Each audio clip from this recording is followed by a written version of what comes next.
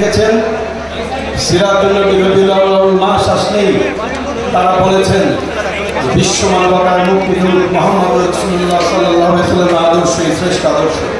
তার আদর্শের মাধ্যমে রাষ্ট্র পরিচালিত হলে সেই রাষ্ট্রে শান্তি আসবে, এটি যখন যিনি সরকার থাকেন তারা বলেছেন।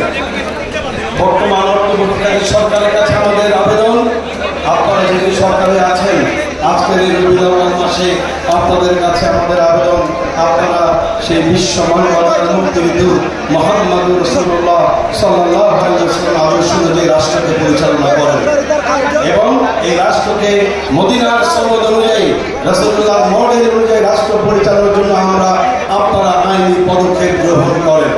এটা আমার প্রথম কথা। দ্বিতীয় কথা, আজকের এই সিরাত মাহফিলে আল্লামা সাঈদী থাকার কথা ছিল।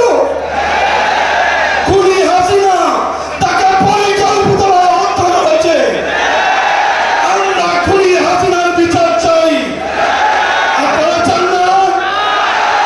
তাহলে আমরা অন্তর্বর্তীকালীন সরকারের কাছে আবেদন করছি, শেখ হাসিনাকে ভারত থেকে ধরে এনে এই ট্রাইব্যুনালে তার বিচার করে ফাঁসি দিতে হবে। তৃতীয় কথা, শেখ হাসিনা বলেছিল, শেখ হাসিনা চেয়েছিল বাংলাদেশ থেকে ইসলাম নির্মূল করতে, যার কারণে 2024 সালের 1 আগস্ট বাংলাদেশ জামাত ইসলামী এবং ইসলামী ছাত্র শিবিরকে তারা নিষিদ্ধ করেছিল। কিন্তু আল্লাহু কারিমুল মাকিরিন, ওরা আমাদেরকে নিষিদ্ধ করে চেয়েছিল, আল্লাহ তাআলাকে বাংলাদেশ থেকে নিষিদ্ধ করে দিয়েছেন। সুতরাং এটা পরিষ্কার, এই দেশে আর কিছু থাকতে থাক, ইসলাম থাকবে ইনশাআল্লাহ।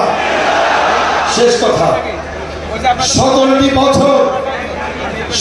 বছর বুক ভুলে বুকের সমস্ত শ্বাস দিয়ে স্লোগান দিতে পারেনি। আজকে একটা